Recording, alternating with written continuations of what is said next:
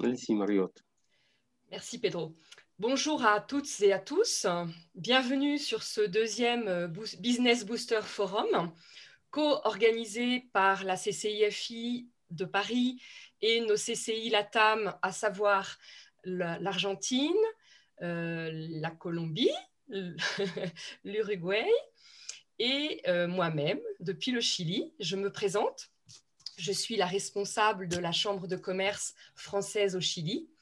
Et nous avons décidé aujourd'hui de vous présenter un sujet fort d'actualité, à savoir la transition énergétique en Amérique latine et quelles sont les opportunités d'affaires pour vous, entreprises françaises à l'export. La transition énergétique, comme vous le savez, est un sujet qui intéresse bien entendu le monde entier et en particulier notre continent, l'Amérique latine, qui est particulièrement ciblé par nos pouvoirs publics comme étant un fer de lance de la réactivation économique. Les gouvernements en local, ici en LATAM, ont conscience de ces enjeux dans le cadre de notre reprise économique et travaillent de concert pour mettre en place un cadre juridique et économique qui soit le plus approprié pour le développement de vos affaires ici en Amérique latine. Nous pensons donc, avec les chambres de commerce d'Amérique latine, que c'est un secteur en forte croissance, des marchés très prometteurs sur lesquels nous vous invitons à venir vous développer. Et bien entendu, nos chambres de commerce seront à votre disposition pour vous aider dans cette stratégie d'implantation à l'export. Je présente brièvement nos 4 intervenants. Nous avons le plaisir d'accueillir aujourd'hui Slim Dali. Il est économiste spécialiste de l'Amérique latine à l'AFD à Paris. Nous avons également M. Robin Hervé. Robin Hervé est le représentant du CEA Liten, ici au Chili, et notre président du club de développement durable de la Chambre de commerce, ici chilienne. Nous avons également M. Rodolphe Demaine, qui est le directeur général de Green Yellow Colombie. Et enfin, M. Martin Laguna, qui est le directeur général d'Air Liquide Chili. Bienvenue à nos intervenants. Je vais bien entendu vous laisser la parole dans quelques instants. J'introduis juste notre deuxième modératrice en la personne de Bénédicte Onillon, qui est donc la directrice générale adjointe de la Chambre de Colombie. Merci à vous tous pour cette instance que vous nous donnez. Merci à la CCIFI à Paris. Je te laisse la parole, Bénédicte. Merci Marie-Aude. Bonjour à tous et bonjour à toutes. Pour un petit rappel, durant notre petite heure d'échange, vous avez la possibilité de poser vos questions au niveau du module qui s'appelle KA. Moi, je serai très attentive aux différentes questions. On vous propose d'échanger ensemble d'ici 45 minutes, donc à la fin des différentes interventions. Au cours de cette heure, nous avons voulu un échange assez dynamique. Il n'y aura pas de présentation, simplement des questions avec le point de vue et le retour d'expérience de chacun de nos intervenants. Donc, nous allons commencer par la première question, bien entendu, qui s'adresse à tous. Quelle est votre perception, quelle est votre vision du marché énergétique aujourd'hui en Amérique latine? Je propose de commencer par l'ordre, donc Slim. Voilà, je vous laisse la parole. Je vous remercie, Bénédicte. Bonjour à tous. Donc, je vais rapidement vous présenter une lecture macro-régionale du mix énergétique en Amérique latine, des enjeux du changement climatique et de la nécessaire transition énergétique pour y répondre. Donc, comme nous le savons et comme vous le savez, les mix énergétiques des pays de la région Amérique latine sont relativement favorables par rapport à la moyenne mondiale, parce qu'en pourcentage de la consommation d'énergie finale, le bouquet énergétique est composé à 25% par des énergies renouvelables à l'heure actuelle, en particulier grâce à des ressources hydriques abondantes et du fait aussi de la biomasse, contre 13% en moyenne mondiale. Et cette part du renouvelable est encore plus marquée si on considère le mix électrique, à savoir la décomposition des sources d'énergie pour la génération d'électricité. Et cette part, en fait, elle représente 50%, composée par les énergies renouvelables. Donc, si on examine les caractéristiques, je dirais, macro-énergétiques des différents pays d'Amérique latine, on peut, je dirais, grossièrement caractériser 4 typologies de pays dans la région. Une première catégorie pourrait être composée essentiellement par le Mexique, qui est un pays qui est fortement doté en actifs pétroliers et gaziers, et dont la production d'électricité est dépendante à 80% donc, des énergies fossiles, essentiellement du gaz naturel, alors que la part du renouvelable est plutôt marginale.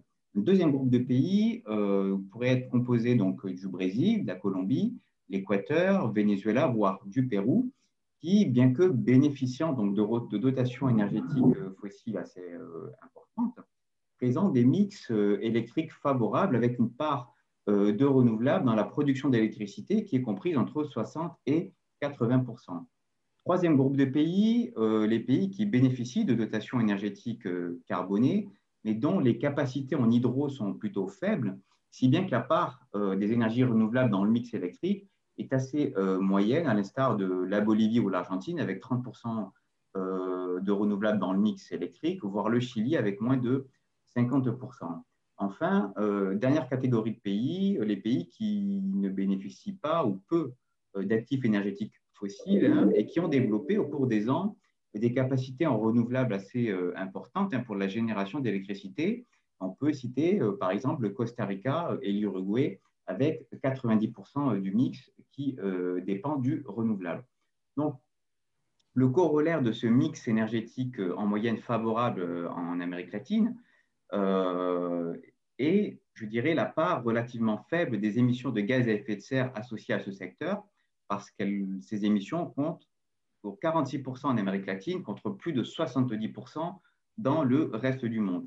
Alors, si on examine les émissions du secteur énergétique par différents secteurs, eh bien, on se rend compte qu'elles sont très concentrées dans le secteur des transports, qui connaît en fait une croissance forte en termes de demande associée. Et c'est un secteur dont le contenu en pétrole, je dirais, est quand même assez fort. Et si on examine encore plus en détail, on se rend compte que c'est essentiellement le transport urbain qui est concerné par cette dynamique haussière de la demande d'énergie dans un contexte où, on le sait, la région Amérique latine figure parmi les plus urbanisées au monde avec un taux d'urbanisation à plus de 80%. Alors, on l'a vu, la région Amérique latine émet peu de gaz à effet de serre, mais c'est quand même une région qui, à l'instar de bien d'autres dans le monde, est quand même exposée aux effets du changement climatique. Et ce que nous dit le GIEC, selon ses projections, c'est que le continent devrait connaître en fait des variations de sa pluviométrie et des situations de stress hydrique plus ou moins forts selon les différentes régions du continent qui peuvent potentiellement altérer les ressources hydriques de plusieurs pays et altérer aussi les capacités hydro associées à ces mix-là. Parallèlement à cela, l'Agence internationale de l'énergie, dans son World Energy Outlook, nous dit que projette un doublement de la demande d'énergie dans la plupart des pays de la région Amérique latine.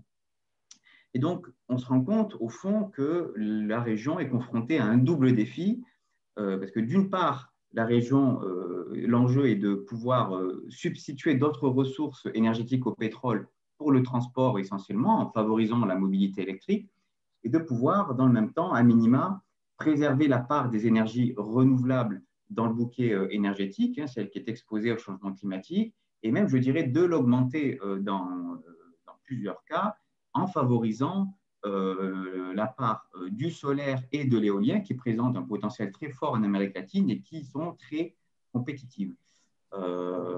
Et c'est précisément, je dirais, tout l'enjeu de la transition énergétique, d'autant que cet enjeu est compatible avec les dimensions sociales, les enjeux de développement, compte tenu aussi du potentiel de création d'emplois associés. Je vous remercie. Merci Slim. Je laisse la parole maintenant à Rodolphe. Depuis voilà, son expérience de Green Yellow. Merci Rodolphe. Merci Bénédicte. Bonjour à tous. C'est un plaisir d'être avec vous. Pour répondre à la question sur la perception et la vision du marché énergétique en Amérique latine, donc, et par rapport à notre propre expérience au sein de Green Yellow, je pense qu'effectivement, la matrice énergétique, comme on disait très bien Slim, en fait, est favorable en fait, de manière générale en, fait, en Amérique latine, mais elle doit faire face quand même à de nombreux défis, notamment la question en fait, de l'augmentation de la consommation. Je pense que sur la population sud-américaine, et avec la croissance de la population en fait, qui existe, plus l'augmentation bien sûr du niveau de revenu en fait, général en fait, que l'on a en Amérique latine, il y a un défi en fait, phénoménal. Je donne simplement un exemple, mais je pense qu'il est assez illustratif. Un data center donc, de 1000 mètres carrés dans le monde a besoin d'énergie équivalente à une agglomération de 10 000 habitants. Ça donne une idée de ce que ça peut représenter en, fait, en termes d'impact en fait, dans les prochaines années si tout le monde demain en fait, a 2 ou 3 portables en fait, dans l'année, un ordinateur, et sans compter en fait, bien sûr l'augmentation en fait, de l'industrie ou des transports qui peuvent être liés en fait, à ça.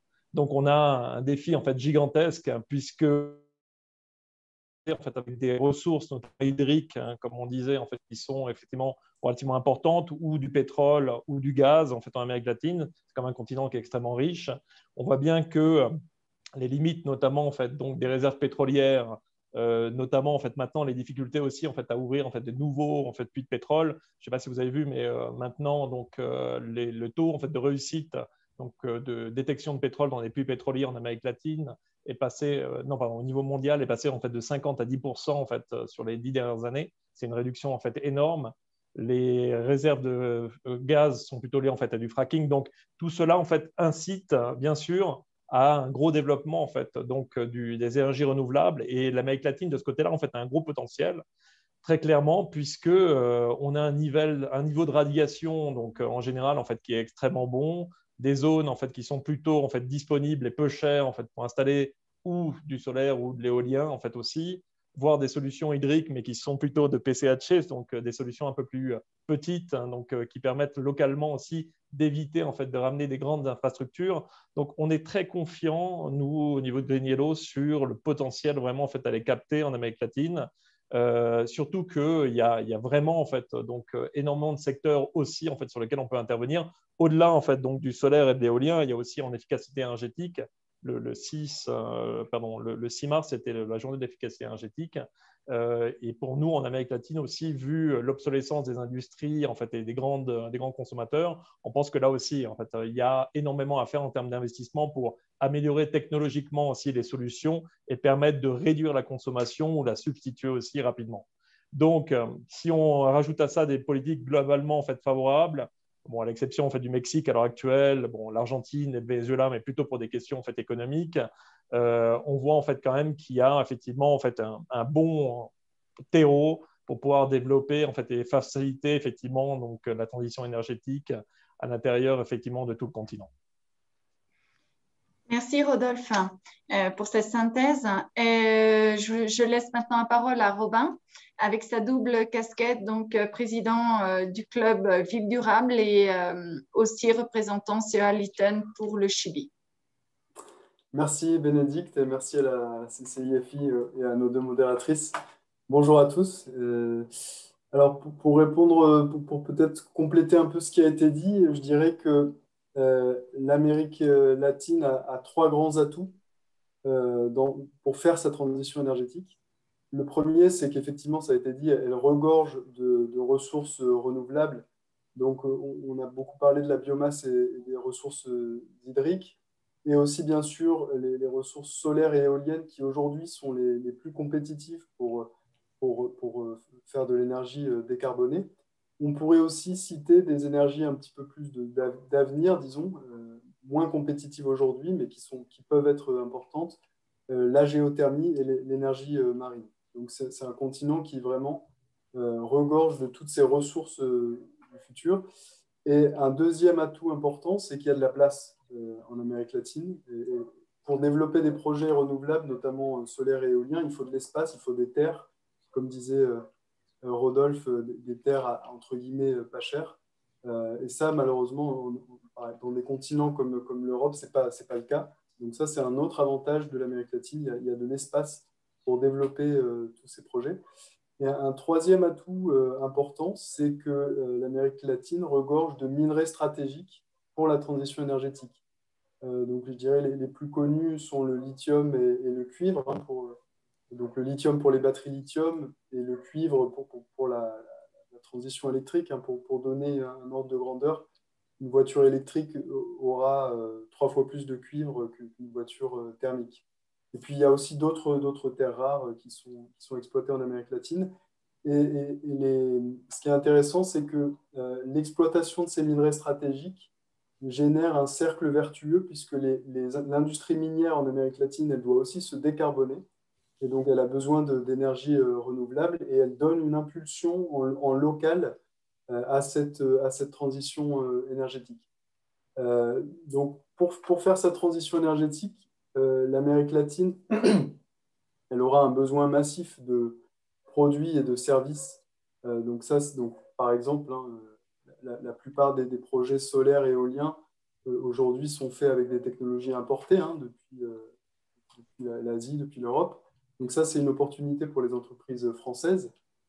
Par contre, l'idée pour les autorités latino-américaines, c'est de ne pas tout importer, c'est de conserver des compétences, monter en compétences en local et de faire sa transition énergétique en essayant d'enrayer un petit peu les mécanismes qui régissent ce sous-continent historiquement, hein, qui est un continent quand même qui exporte beaucoup de matières premières et importe beaucoup de produits à plus haute valeur ajoutée. Donc là, l'idée, c'est aussi, comme disait Slim, de créer des emplois verts à qualifier. Et donc, je suggérerais aux entreprises françaises qui veulent arriver sur ce marché de la transition énergétique en Amérique latine d'arriver dans cette logique plutôt de partenariat avec les entités locales, publiques et privées, puisque ça, c'est vraiment un point important pour les autorités latino-américaines. Donc vous, entreprises françaises, vous allez pouvoir tester vos technologies, vos services sur un nouveau marché, parfois avec des conditions très spécifiques, notamment environnementales. Donc ça, c'est intéressant.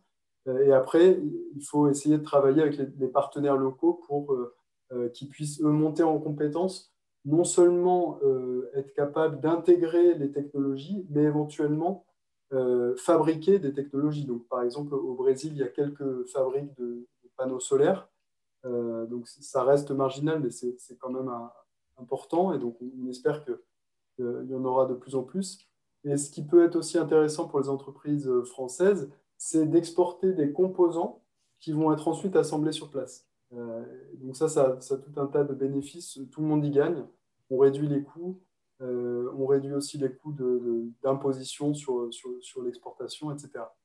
Et peut-être un dernier point sur l'enjeu sur les déchets, puisque l'Amérique latine, donc, qui devrait normalement consommer massivement des produits, notamment, donc, j'ai parlé hein, des produits éoliennes, panneaux solaires et tout ce qui va avec ces plantas. Donc, il y a un enjeu sur les déchets, puisqu'on va consommer massivement des panneaux solaires, des éoliennes, mais aussi des batteries, des électrolyseurs, etc., qui ont une durée de vie et qui aujourd'hui partent à la casse concrètement, hein, puisqu'ils sont considérés comme des commodities la plupart du temps. Donc, une fois qu'ils ne produisent plus, on les jette. Et aujourd'hui, il y a un besoin du côté des autorités latino-américaines et même au niveau mondial hein, de réguler tous les aspects d'économie circulaire autour de la transition énergétique. Et donc là, il y a aussi c'est une thématique sur laquelle travaillent beaucoup les autorités latino-américaines et les entreprises aussi, hein, parce qu'il y a un marché important. Donc ça, à mon avis, c'est aussi une opportunité. L'aspect économie circulaire autour de la transition énergétique, des opportunités de marché pour les entreprises françaises. Merci Robin pour cette approche complémentaire. Et je laisse enfin la parole à Martine, CEO d'Air Liquide Chili. Merci Bénédicte. Bonjour à tous. Bon, notre vision est aussi très encourageante. Quand on voit les potentiels, les avantages bien décrits par Robin et mes collègues, ça nous donne une grande dose d'optimisme. De plus, il faut bien savoir que dans les cas de Chili et même l'Uruguay, les gouvernements ils sont très impliqués, très engagés. en matière réglementaire et même financière. Donc, ils ont créé des conditions qui sont favorables pour les investissements de décarbonisation en matière énergétique. Donc, en Uruguay, nous avons mis en place un petit projet de décarbonisation qui comprend des bénéfices annuels sur la baisse des impôts qui n'est pas du tout négligeable, juste pour citer un exemple récent. Donc, à nous de mettre en place notre savoir-faire, la technologie, bien détecter les opportunités, qu'il y en a beaucoup, pour un marché qui va se développer largement de façon, on trouve, exponentielle. Et l'hydrogène joue un rôle crucial dans la transition énergétique. Il est au cœur des projets d'avenir et il ouvre vraiment des nouvelles perspectives dans la région. Donc, c'est un gros défi, devenir compétitif, mais on a les conditions et notre regard est très positif par rapport à ça. Voilà. Merci beaucoup. Je prends donc la parole pour le... Merci Martine, merci Rodolphe, Robin, Slim pour cette première question. Nous passons donc à la deuxième question, qui est une question non mineure, puisqu'elle aborde toutes les problématiques de financement. Quelles sont donc les principales sources de financement de projets dans le cadre de notre transition énergétique en Amérique latine? C'est un point crucial pour d'éventuels investisseurs. Merci d'y répondre. Je laisse la parole pour commencer à Slim, qui va nous donner sa première réponse. Merci, merci Marie-Aude. Rapidement, avant de présenter nos instruments financiers à l'Agence française de développement, un mot rapide pour rappeler notre mandat au sein de la région Amérique latine, qui consiste à la promotion de la transition écologique et de la justice sociale dans les trajectoires de développement des pays de la région. Donc, en lien avec cette stratégie, cette déclinaison opérationnelle, eh bien, on dispose de trois catégories donc de prêts au bénéfice des entités souveraines, États, collectivités locales et non souveraines, entreprises publiques ou banques publiques. La première catégorie de prêts, ce sont des prêts d'aide budgétaire ou des prêts de politique publique orientés spécifiquement vers une politique publique favorable à la transition écologique ou à la transition énergétique, octroyés au niveau du gouvernement central ou d'une collectivité avec ou sans d'ailleurs garantie souveraine. Je peux citer deux exemples de prêts de ce type-là. Un prêt de politique publique octroyé en 2019 au Costa Rica de 150 millions d'euros pour la mise en place du plan national de décarbonation avec une focale sur le secteur des transports et de l'énergie. Un prêt de politique publique octroyé par exemple à l'État bolivien de 90 millions d'euros pour le soutien de sa transition énergétique. Une deuxième catégorie de prêts, donc ce sont les prêts projets et les prêts sectoriels, qui sont des lignes de prêts avec ou sans garantie souveraine qui sont octroyées au gouvernement, aux collectivités locales et ou aux entreprises publiques dans plusieurs secteurs comme celui de l'efficacité énergétique. Et à titre d'exemple, un très beau projet d'énergie solaire en Bolivie de 60 millions d'euros qui a été octroyé à l'entreprise publique ND, l'EDF local, pour la construction d'une belle centrale photovoltaïque à Oruro. Enfin, une troisième catégorie de prêts, des lignes de crédit vertes aux banques publiques, par exemple en faveur du climat, des énergies renouvelables ou de l'efficacité énergétique. Par exemple, on a octroyé la BRDE, donc la Banque de développement régional des trois États de la région du Sud au Brésil, un prêt de 70 millions d'euros pour justement une incitation à financer des projets d'énergie renouvelable. Alors, je complète ce tour d'horizon par la présentation rapide des instruments d'influence économique française. Chaque instrument présenté, donc les trois catégories de prêts que je viens de présenter, peut être accompagné d'une coopération technique financée par de la subvention octroyée par l'État français et qui permet de valoriser les savoir-faire nationaux français en les positionnant auprès de nos partenaires. On a deux outils principaux pour cela, des programmes, des outils FEXT qui qui est un outil qui permet justement donc, de financer ces programmes d'assistance technique en valorisant l'expertise française à l'international et un outil FAPS, la facilité d'appui et de préparation et de suivi de projets. Et ces deux outils ont représenté en moyenne entre 2018 et 2020 plus de 40 millions d'euros. L'AFD aussi, il faut le rappeler, est impliquée pour la participation des entreprises françaises aux appels d'offres internationaux. Et en Amérique latine, la part des projets dits vivants du portefeuille donc de l'AFD, impliquant un acteur économique français, est de 65%, ce qui est un bon ratio. Et je pourrais citer l'exemple de Schneider Electric, qui a été bénéficiaire d'un marché de 20 millions de dollars suite à un appel d'offres dans le cadre d'un prêt sur l'efficacité énergétique octroyé à l'État équatorien il y a quelques années. Un mot rapide sur les FASEP, le Fonds d'études et d'aide au secteur privé, donc qui relève de la Direction générale du Trésor et non de l'AFD. Le FASEP finance des prestations de services par des bureaux d'études ou des entreprises établies donc en France au bénéfice d'entités publiques étrangères dans les pays en développement et dont l'Amérique latine. Et donc, l'idée de cet outil est de favoriser une première expérience, une première projection à l'international des entreprises françaises, et notamment au sein de la région Amérique latine. Un dernier mot concernant donc, notre filiale, Proparco, donc notre filiale de l'AFD dédiée au financement du secteur privé.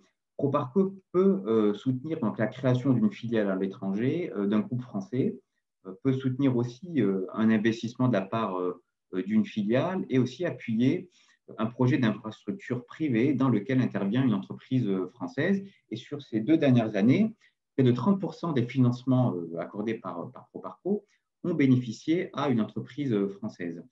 Et Proparco intervient dans plusieurs secteurs, comme celui de l'énergie qui concentre plus de 30% des financements en Amérique latine. Alors, 2 exemples pour finir concernant Proparco. Un exemple qui illustre bien l'accompagnement d'Engie au Mexique. Donc, c'était un prêt de 60 millions de dollars accordé en 2019 pour le développement de 2 parcs éoliens et de 4 centrales solaires photovoltaïques. Et une deuxième illustration, c'est l'accompagnement de Neoen, le champion français d'énergie solaire et éolienne, pour la construction d'une centrale solaire au Salvador. Et puis peut-être un dernier point pour parler du fonds STOA, qui est le véhicule commun entre l'AFD et la Caisse des dépôts et consignations, et qui permet d'investir en fonds propres aux côtés prioritairement donc, des entreprises françaises dans des infrastructures des pays en développement, notamment en Amérique latine, et notamment dans le secteur des transports et de l'énergie. Je vous remercie. Merci beaucoup, Slim, c'est très clair. On va donc laisser la parole maintenant à Robin. Merci, Marie-Aude. Alors, moi, je vais plutôt faire un focus sur puisque c'est un peu notre métier au CEA, un focus sur les financements plutôt pour la R&D, l'innovation et aussi un peu la formation. Donc, ça s'adresse plutôt aux entreprises françaises qui fournissent des produits ou des services innovants et qui sont intéressés de tester ces produits, ces services dans un marché, un environnement spécifique. Donc, je vais faire un focus plutôt sur le Chili. Donc, comme je disais, le Chili et l'Amérique latine doivent monter en compétences pour réussir cette transition énergétique. Ça, c'est très, très bien identifié au Chili et je pense aussi dans les autres pays d'Amérique latine. Le continent doit non seulement intégrer des technologies importées, mais aussi travailler sur les technologies elles-mêmes. Et donc, au Chili, ces dernières années et dans les années à venir, il y a eu des annonces sur des dépenses vraiment sans précédent en R&D et en formation pour créer des emplois verts autour de la transition énergétique. Au Chili, l'agence qui s'occupe de financer la R&D et l'innovation, c'est la Corfo. Donc, c'est l'équivalent de la BPI France. Donc, je vais lister un peu quatre programmes de la Corfo, du plus petit au au plus grand. Donc, chaque programme est adapté à une taille d'entreprise et un marché, spécifique. Mais sachant que tous ces programmes peuvent être utiles pour les entreprises françaises qui souhaitent exporter au Chili. Donc, le premier programme s'appelle Startup Chile. Il a connu un certain succès. Hein. Ce programme a même une renommée mondiale maintenant. Le Chili est toujours très bien classé parmi les pays les plus propices à l'entrepreneuriat. Donc, notamment, un des objectifs de ce programme, c'est d'attirer des entrepreneurs étrangers, hein, donc, notamment en français. Et donc, ce programme Startup Chile propose des subventions de quelques dizaines de cas euros pour, en gros, convertir une idée en produit minimum viable. Et donc, souvent, ça s'accompagne d'une incubation, ce qui peut être assez intéressant pour faciliter le contact, notamment avec des investisseurs locaux. Un autre programme un peu plus gros, c'est le programme Prototypo, donc prototype, quelques centaines de cas euros, des subventions aussi, hein, toujours, pour commercialiser ou améliorer un produit existant ou l'adapter à un marché spécifique. Il y a aussi un autre programme un peu de la même taille qui s'appelle Bienes Públicos, bien public, qui peut être intéressant pour les entreprises françaises qui ont des clients publics, donc, ou qui commercialisent des solutions qui sont considérées comme des biens publics. Donc, le client final, ça peut être le gouvernement, une collectivité, éventuellement même une association d'entreprises, une association grémiale, dans le cas où la solution permet d'améliorer la compétitivité de tout un secteur économique. Et puis, donc, le quatrième guichet, ce sont les programas tecnológicos, donc programmes technologiques. Donc là, qui offrent des subventions de quelques millions d'euros, voire quelques dizaines de millions d'euros, pour accélérer le développement de technologies innovantes.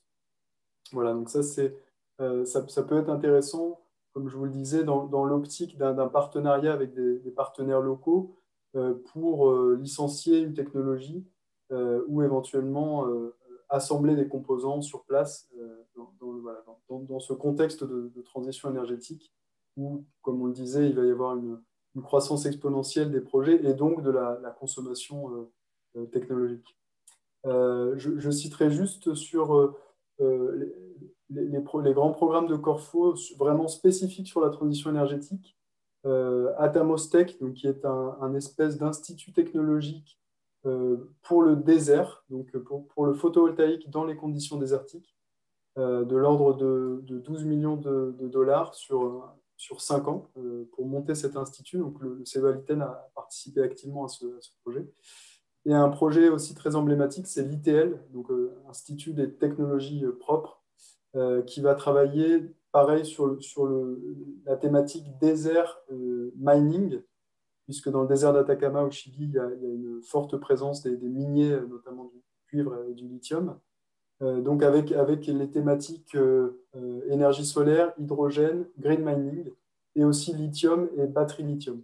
Donc, cet institut chilien des technologies propres aura 250 millions de dollars sur 10 ans pour se créer et se consolider. Je voulais juste, avant de terminer, mentionner aussi sur les formations.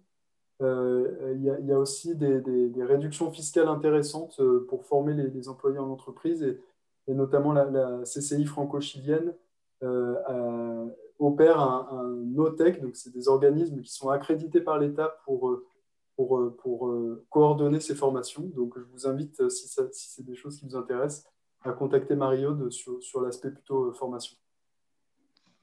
Et merci Robin, merci Slim en tout cas pour nous avoir donné quelques pistes en fait sur les financements des projets. N'hésitez pas effectivement à nous recontacter. Ça a été des exemples pour Slim au niveau de l'Amérique latine, pour Robin sur le Chili. Mais on a aussi également sur nos différents pays aussi une structure de financement propre à chacun. Je vais laisser maintenant la parole à Rodolphe. Rodolphe va nous faire un retour d'expérience sur le succès, pour le dire, c'est un succès, de développement en tout cas des activités de GreenYellow en Colombie, le montage des projets et surtout la rentabilité des projets qui est aussi une source de préoccupation pour vous, entreprises françaises, quand vous venez sur des marchés nouveaux. Voilà, merci Rodolphe. Très bien, Bénédicte. Merci beaucoup. Merci pour l'espace, effectivement, pour présenter un peu Green Yellow et ce qu'on a fait donc jusqu'à maintenant et aussi ce qu'on est en train de faire donc sur la Colombie et le Panama. Peut-être un petit résumé simplement parce que je pense que tout le monde ne connaît pas en fait Green Yellow. Donc Green Yellow est initialement en fait la filiale énergétique du groupe Casino. Donc c'est un peu une entreprise assez atypique finalement dans l'énergie puisque à la différence d'autres groupes, c'est une entreprise qui surgit finalement en fait d'un acteur de retail, de grande distribution pour essayer de réduire sa consommation énergétique, autant dans ses magasins que ses centres commerciaux, que ses centres logistiques ou de fabrication. Et petit à petit, en fait, après avoir justement être intervenu en fait sur de l'efficacité énergétique pour réduire sa consommation, ils se sont rendus compte qu'il y avait en fait un potentiel intéressant en autoconsommation solaire, notamment sur les toits en fait de ces mêmes édifices ou sur les parkings qu'ils avaient. Et petit à petit, c'est devenu une entreprise finalement indépendante qui a commencé à développer aussi des fermes solaires en France. Aujourd'hui, c'est un groupe qui est allié. Donc, on a une entreprise commune avec Engie au sein de Reservoir Sun. Donc, on est finalement en fait l'allié de Engie en fait pour tout ce qui est développement en fait en autoconsommation solaire en France. Et on est présent maintenant sur 17 pays en fait, au niveau mondial. Donc, on a ouvert 2 nouveaux pays donc, l'an dernier, malgré la crise. Donc, c'est vrai que c'est une entreprise donc, qui est maintenant en fait, assez significative et qui a eu en fait, un changement très important à partir de 2018, puisqu'en 2018, le BPI donc, a pris une participation à l'intérieur de Green Yellow, donc le fonds donc, souverain français, plus aussi un autre fonds qui s'appelle Tikehau, donc, qui est un des plus grands fonds maintenant en Europe sur ce qui est énergie renouvelable. Et ça, c'est un peu en fait aussi, je vais commencer là-dessus en fait en disant que c'est intéressant puisque Green Yellow a une particularité. Nous fonctionnons en fonds propres, donc on finance jusqu'à maintenant en fait tout notre développement seulement sur des ressources qui viennent effectivement de nos actionnaires. Donc, on n'a pas de financement en fait externe, même si nous sommes en train de regarder en fait maintenant avec la taille que l'on a et pour l'idée en fait de croître, hein, donc la possibilité d'avoir des leviers de financement qui pourraient être effectivement comme Proparco, comme on en parlait en fait auparavant, c'est un bon exemple, mais qui peuvent être aussi en fait d'autres fonds institutionnels qui ont la capacité de financer peut-être en fait à plus long terme et permettre en fait des leviers de financement en fait pour nous, sachant que notre idée est quand même de financer en fait initialement le projet et après de substituer finalement notre financement par des financements en fait tiers. Je le dis simplement parce que je pense que c'est très important qu'on ait cette réflexion en fait entre l'interaction entre le semi-public, le public, le privé, pour essayer en fait justement de capter le plus facile en fait nos projets.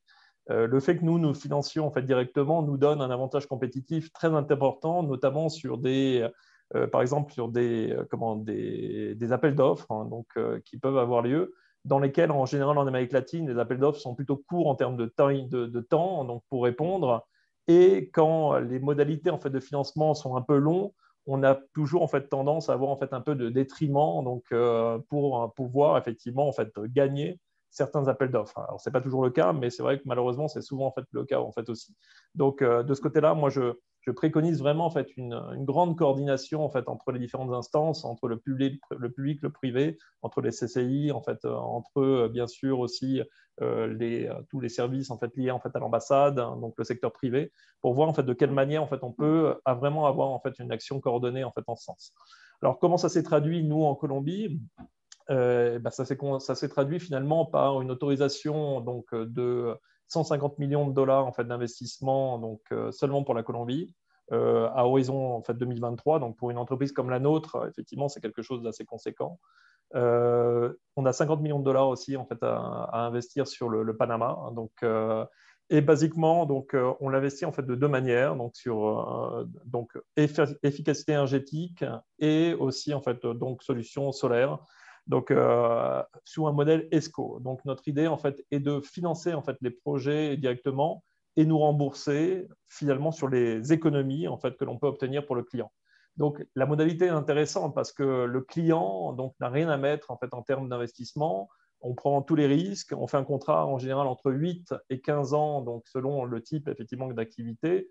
Et ça permet en fait, comme ça en fait, d'être effectivement très compétitif sur le marché, surtout dans le contexte actuel en fait, de post-Covid. Donc, au niveau des niveaux de rentabilité qu'on peut avoir, on est en général sur du 12% en fait, de revenus sur investissement en efficacité énergétique et à peu près en fait, du 11% à l'heure actuelle en fait, sur du solaire, sur l'Amérique latine, ce qui reste en fait, des bons niveaux en fait, de rentabilité en fait, de manière générale, et encore plus si on arrive effectivement en fait, à avoir des leviers de financement. Donc, je ne sais pas si je voulais que je vous donne aussi quelques exemples très concrets en fait, de ce que l'on a pu faire.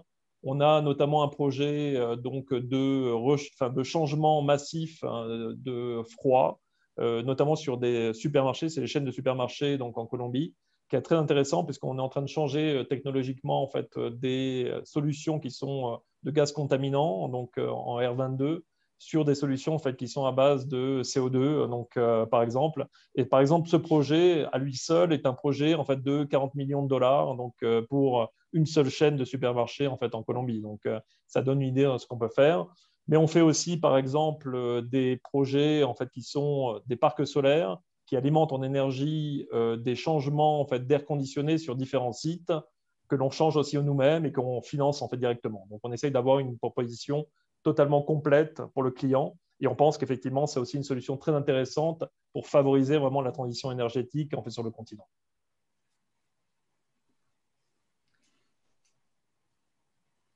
Bravo, voilà. Merci beaucoup Rodolphe. Effectivement, nous t'invitons également à donc venir t'installer au Chili pour financer tous les beaux projets de transition énergétique français.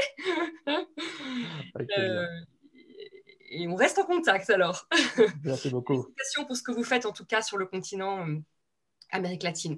Nous passons à un sujet maintenant fort d'actualité également dans le cadre de cette transition énergétique qui est l'hydrogène.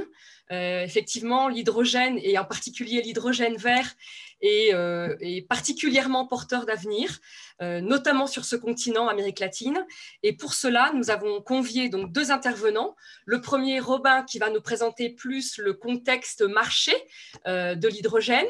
Et dans un second temps, Martine, qui lui abordera plus la problématique business, industrielle et business model. Voilà, je vous cède la parole. En premier, Robin. Merci beaucoup. Merci Marie-Aude. Alors, l'hydrogène renouvelable, bon, d'abord, pourquoi, quand on parle de transition énergétique, on est obligé de parler d'hydrogène renouvelable? C'est parce que toute notre logistique mondiale de l'énergie est basée sur les molécules et non pas sur l'électricité. Et donc, on a besoin de l'électricité, ça doit être 10 à 15% de la consommation finale d'énergie. Le reste, c'est du carbone et de l'hydrogène, c'est-à-dire des combustibles fossiles.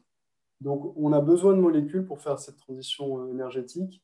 Et une solution compétitive qui a été trouvée et qui aujourd'hui arrive en force, c'est de produire de l'électricité renouvelable et de brancher cette électricité sur des électrolyseurs qui vont transformer l'électricité en hydrogène, en utilisant de l'eau, en fait. Vous l'avez tous fait au collège, probablement. Hein. On prend un verre d'eau, on met deux électrodes avec un courant électrique et on a donc d'un côté de l'hydrogène et de l'autre de l'oxygène qui sortent. Donc ça a été très bien identifié hein, par l'Europe, par l'Asie, par les grands marchés qui ne peuvent pas produire leur hydrogène renouvelable en propre.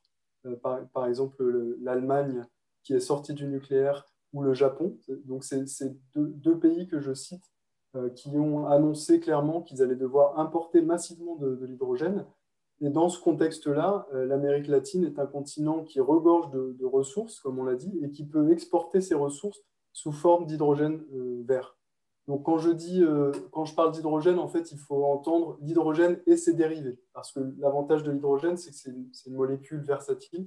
On peut en faire ce qu'on veut. On peut faire avec de l'hydrogène, de l'ammoniac, du méthane, du méthanol, etc. Donc ça, je laisserai Martine développer un peu plus ceci. Mais en tout cas, voilà, il faut bien se dire que l'Amérique latine veut, et notamment, donc moi je vais faire plutôt un focus sur le contexte chilien, le gouvernement chilien a une volonté politique très forte de devenir un champion de l'hydrogène vert et d'exporter massivement son soleil et son vent sous forme d'hydrogène.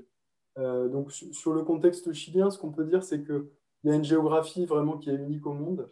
Donc le Chili, c'est un petit serpentin hein, du nord au sud, plus de 4000 km de long, qui s'étale du nord au sud, mais une bande vraiment très fine, hein, si vous regardez sur la carte. Et donc, au nord, on a quasiment en fait tous les climats. Donc, sur tout le territoire, on a des vents et du soleil. Mais principalement dans les extrêmes, on a donc le désert d'Atacama dans le nord, avec des conditions uniques au monde, vraiment d'ensoleillement.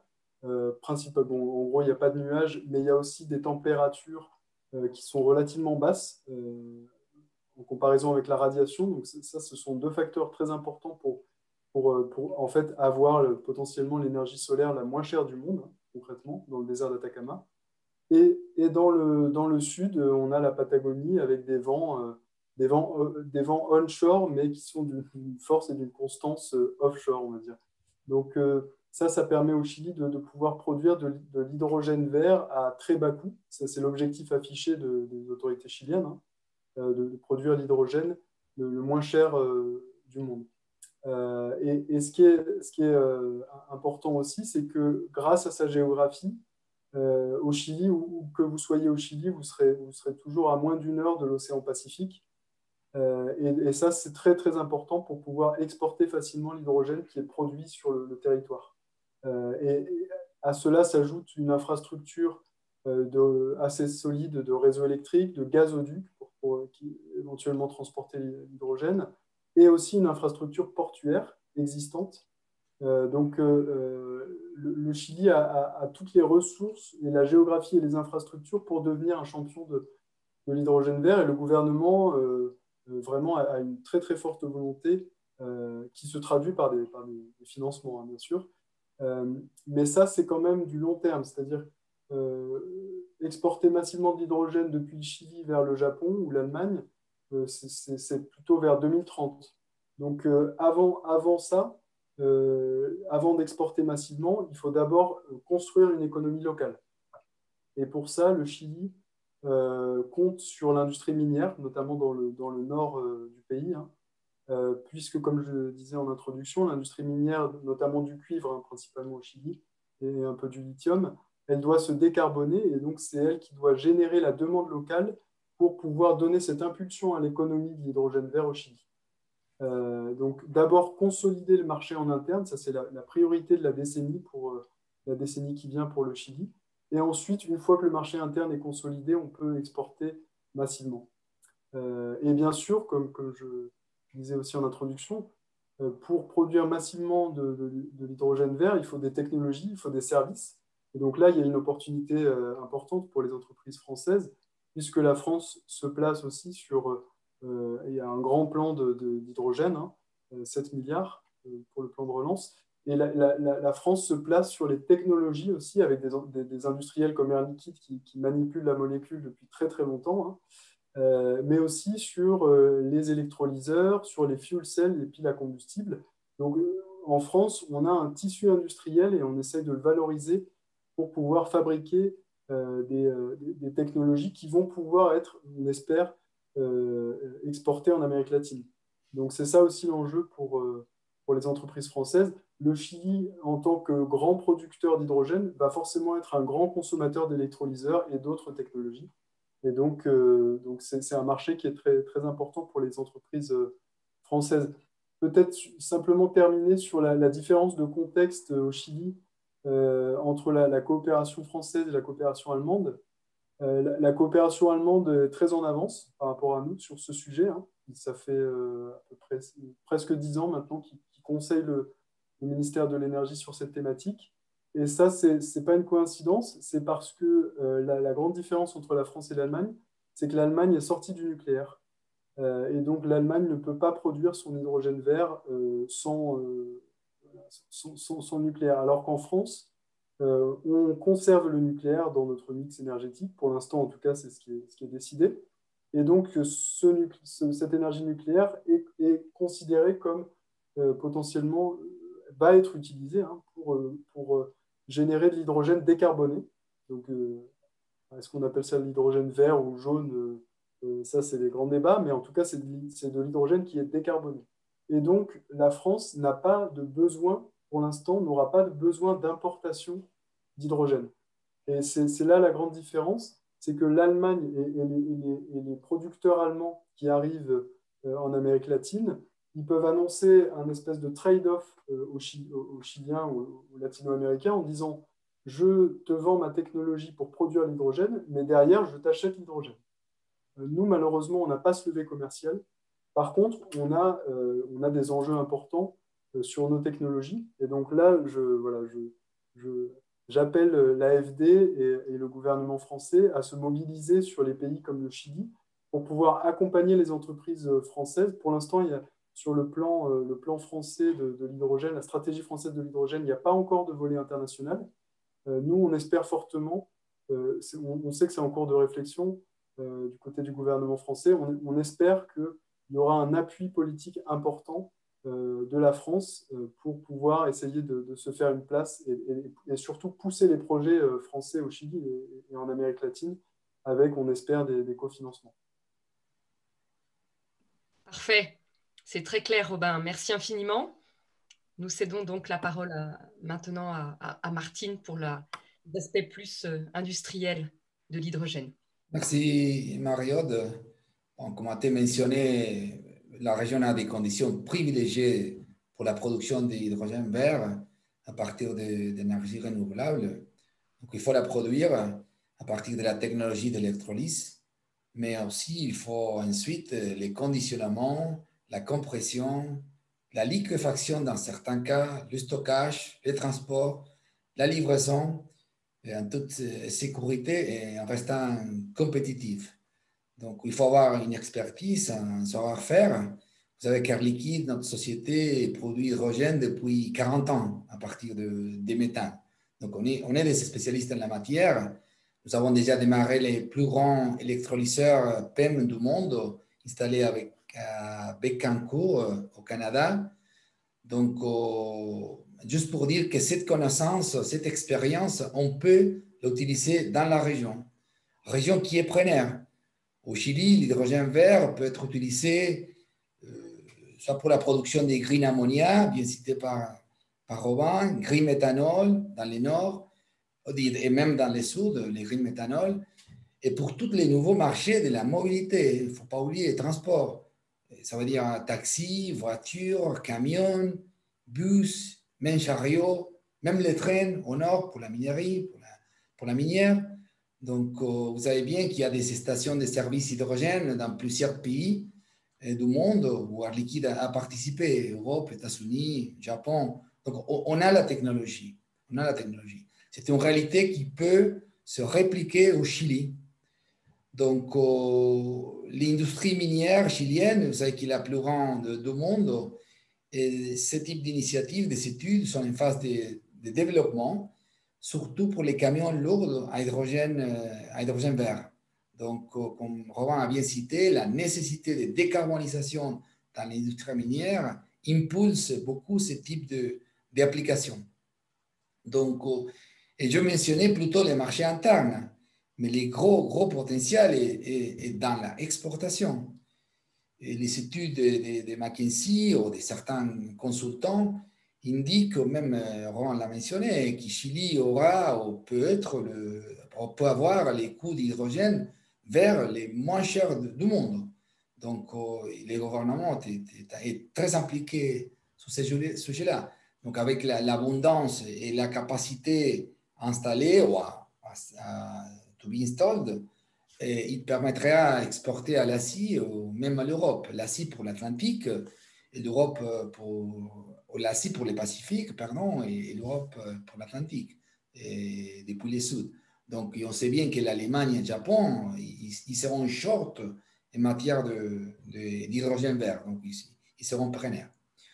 Donc, finalement, Chili peut devenir un des plus grands acteurs mondiaux d'hydrogène vert, comme il est déjà à Chili sur d'autres domaines clés, qui est le cuivre, le lithium, même les saumons dans le sud. Pourquoi pas penser au Chili et devenir un des premiers acteurs du monde en matière d'hydrogène vert. Donc, juste pour finir, nous, en tant qu'Air Liquide, nous voyons un avenir très, très promisoire. Parfait. Merci infiniment, Martine, pour ton intervention. Je pense que c'est effectivement clair. L'hydrogène, et en particulier l'hydrogène vert, sera une des énergies d'avenir sur notre continent et en particulier au Chili. Il en est certain et nous espérons que les entreprises françaises, grâce à l'appui de nos pouvoirs publics, sauront prendre leur place. Nous vous y attendons. Juste pour résumer un petit peu ces 3 quarts d'heure, on va dire, très bien respectés, félicitations aux intervenants, du sujet transition énergétique. Comme on a pu le voir, donc, nous avons dans un premier temps des conditions naturelles, géographiques, maritimes, tout à fait exceptionnelles et favorable au développement de la transition énergétique en Amérique latine. Ces avantages ou ces atouts côté environnementaux sont ajoutés aussi aux avantages de la coopération publique-privée en matière de financement qui est en train de se construire. Nous avons d'excellents exemples avec par exemple Green Yellow sur la partie privée et ses nombreuses success stories dans la région. Nous invitons Green Yellow de nouveau à venir nous aider aussi ici. Et puis sur la partie publique, bravo, l'AFD on voit est présente, l'AFD Finance. N'hésitez pas à vous rapprocher également de Slim. Je pense que effectivement la coopération et la participation à la fois de financement privé et de financement public est tout à fait possible. On parlait des FASEP. Le Chili est un pays qui a bénéficié encore très récemment de FASEP sur des projets innovants de transition énergétique. Pourquoi pas demain de beaux projets FASEP encore à l'avenir sur notre continent. Nous allons œuvrer dans ce sens. Et puis pour terminer, je pense que l'hydrogène, effectivement, comme l'a mentionné Martine, a toute sa part ici dans la région. Air Liquide, mais aussi beaucoup d'autres acteurs européens sont présents. L'hydrogène, vous comprenez, c'est aussi toute une chaîne de valeur, comme on l'expliquait. Ce n'est pas simplement la production, mais c'est aussi son stockage et sa logistique et son exportation. Et là, on appelle effectivement à tous ces savoir-faire français de ne pas hésiter à nous contacter Martine, contacter Robin, la Colombie, le Chili, l'Argentine, l'Uruguay, au travers de nos chambres, pour vous aider et vous accompagner dans votre stratégie de transition énergétique à l'export. Voilà, vous êtes les bienvenus. Je cède la parole je remercie infiniment tous les intervenants. C'était une instance excellente. On aura le replay sur lequel on pourra communiquer. Je laisse la parole à Bénédicte si tu veux conclure également de ton côté pour la Colombie. Merci infiniment depuis le Chili de nous avoir suivis aujourd'hui. Merci à tous, merci à toutes également. On avait 2 petites questions, donc il m'en reste plus qu'une seule. Visiblement, on a bien répondu à une, qui effectivement, et ça c'est, je crois, Martine qui avait évoqué un petit peu le sujet.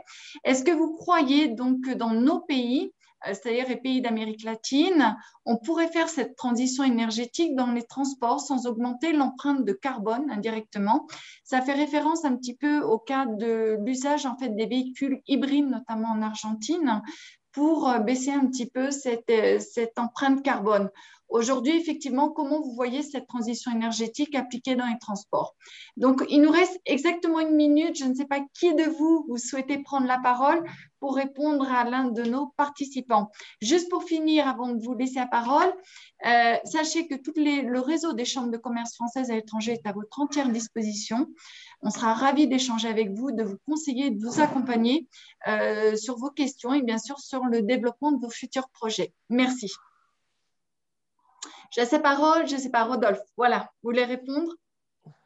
Bon, basiquement, sur la question en fait, qui a été posée, je dirais en fait, je ne sais pas, moi je ne peux pas répondre sur l'ensemble en fait, donc, de la question, mais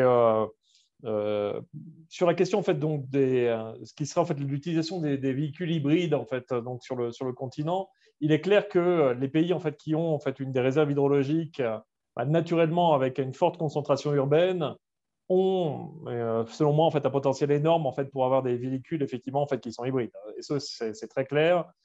Surtout que, enfin, je vois un pays comme la Colombie où 70% en fait, donc, des réserves en fait, sont hydrologiques, enfin, sont hydro. Donc, en général, c'est quelque chose qui favorise très, très bien en fait, ce type effectivement, de développement. Donc, c'est vrai qu'il y a une grande possibilité en fait, en ce sens, notamment sur les transports publics aussi. Il n'y a pas encore une très bonne coordination en fait, de mon point de vue aussi en fait, entre justement les grands opérateurs en fait, qui sont hydro en fait, et justement après ceux qui développent en fait, ce genre de solutions. Mais c'est vrai que je pense qu'il y a effectivement en termes de mobilité une grande possibilité en fait, de développement. Alors, il y avait aussi une autre question, pardon, c'est simplement parce qu'elle ne figurait pas là, mais Oui. sur le développement en fait, solaire d'un monsieur en fait, donc, Boer donc, en Argentine.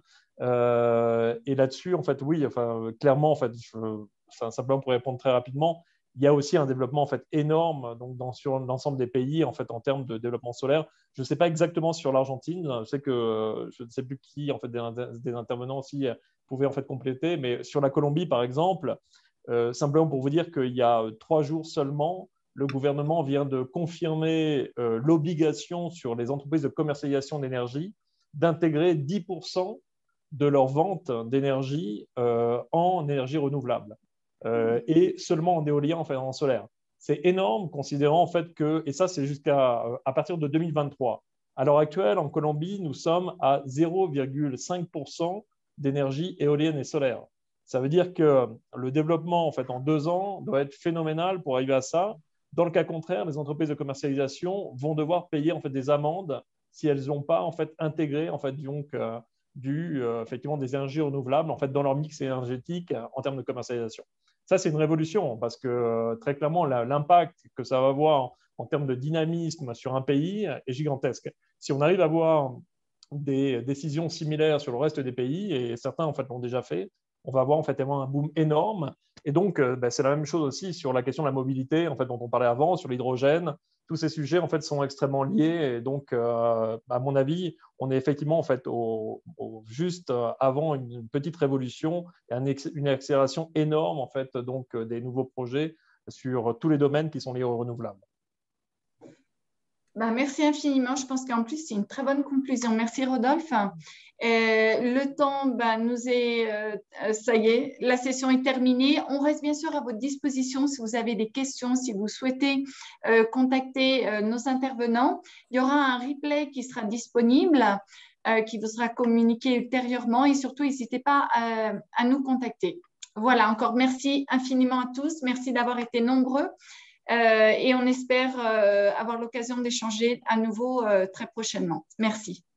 Merci beaucoup. Merci. Merci, bonne journée. À bientôt. Bonne journée. Au revoir. Merci, au revoir. Merci Martine.